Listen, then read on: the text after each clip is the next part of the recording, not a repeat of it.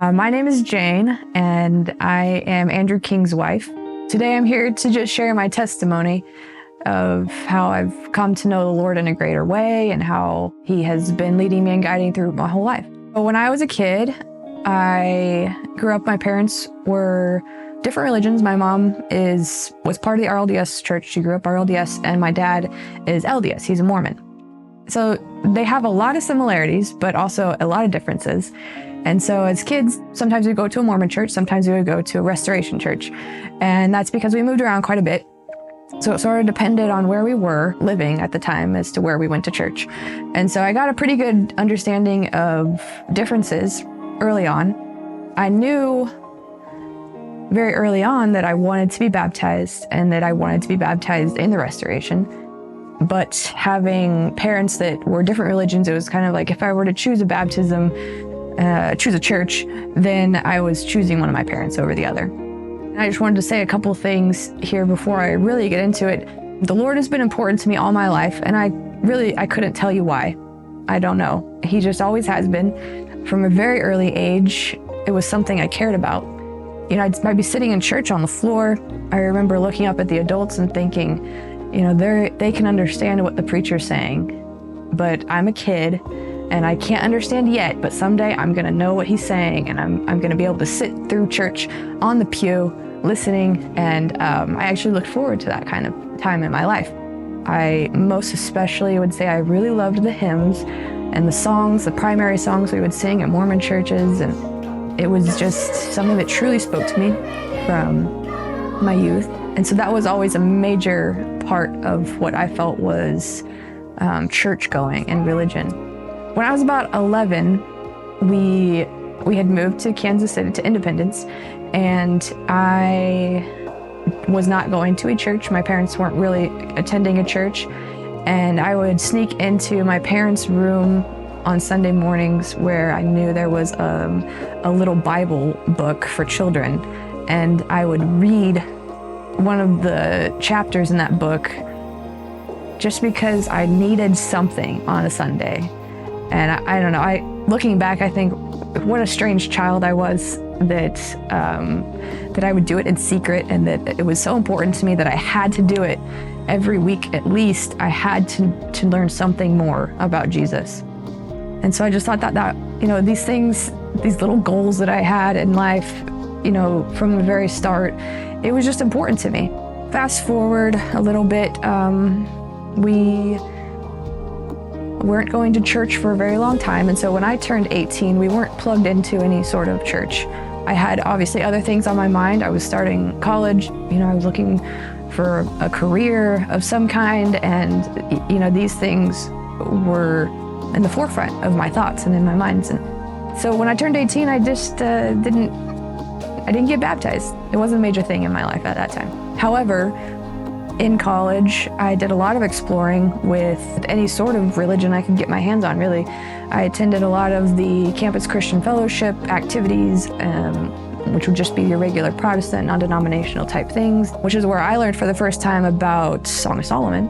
I went to Catholic Mass a few times with one of my suite mates. I went to a friendship meeting with one of my friends as well, which is basically a testimony prayer service without mentioning God in your life, and just telling each other about things that are going on in your life that are going well. And I had experienced time at a synagogue, obviously a Mormon church. Spent a lot of time in the Mormon church in college, and then started going to Institute as well, which is the program for Mormons in college. And I had a lot of questions. I had Mormon missionaries that I would be in contact with through email, and I would send them pages and pages of questions. You know, so during this time, I was still very curious, very focused on this aspect of my life, of drawing closer to God and to knowing who He truly is. And at some point in I think it was my second year, my mom got me in touch with some people who were Restoration believers that were going to school where I was. I started meeting with them, and then I started going to church with them every Sunday. And again, I would have just questions on my mind. The priesthood member there would be able to answer a lot of them.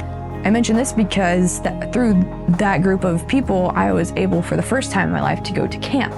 And that was an amazing experience for me. It's where I think I truly felt the Spirit for the first time, and that was during campfires. And the classes were amazing, and the messages that I was receiving were just so sweet, so simple, so motivating, inspiring for me. I was very excited about this. I finally had a group of people my age that I knew would hold me to a standard, that would support me in this search that I've been on my whole life. And so, like I mentioned that I had been through several different denominations and experienced some things. I've never felt the Spirit the way I do when I go to Restoration churches. And this is a large part of why I have decided to make this my church that I plug into. I think I sensed that from a very early age, knowing early on that that's what I wanted for myself. So through the people that I met at camp, the people I started going to church with at school, I came to learn about the Book of Mormon internship. So I joined the Book of Mormon internship, and they took my spiritual life from 0 to 100 in a very short period of time. Every day we were praying and fasting and studying, and we were serving one another and the community, and we were just learning so much, just every single day, focusing on the Lord, on the scriptures, on friendships around me. And so this is where I finally received my baptismal testimony, which is kind of like, duh.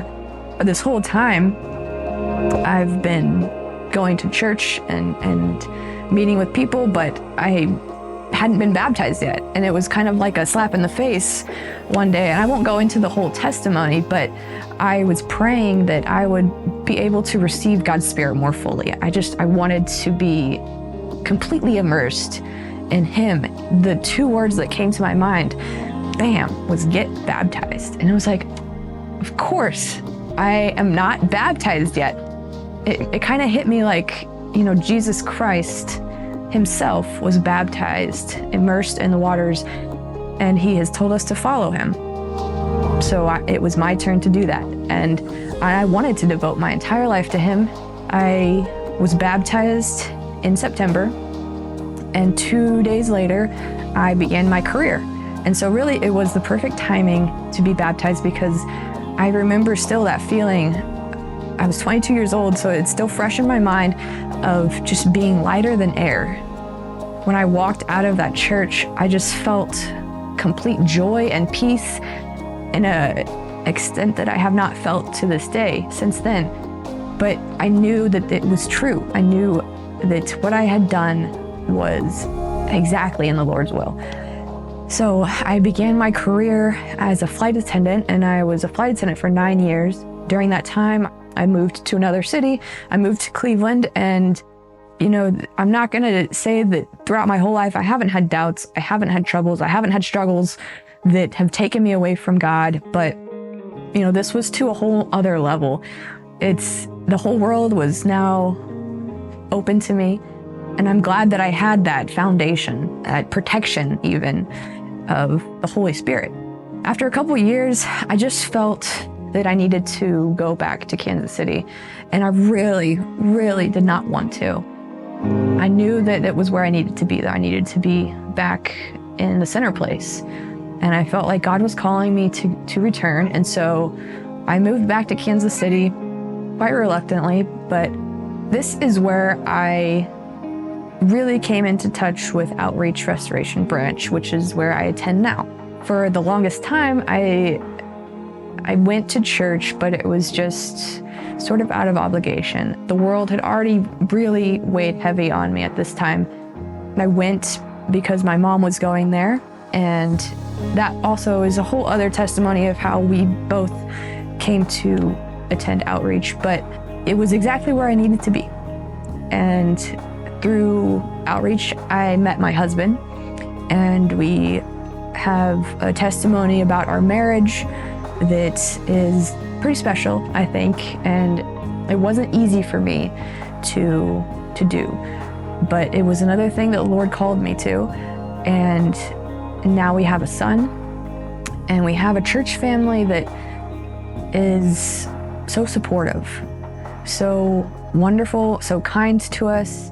So many things in life now I see I wouldn't be able to do on my own, but having a church family has allowed me to just be happy with life, I guess. Have that joy in the Lord, to share it with other people.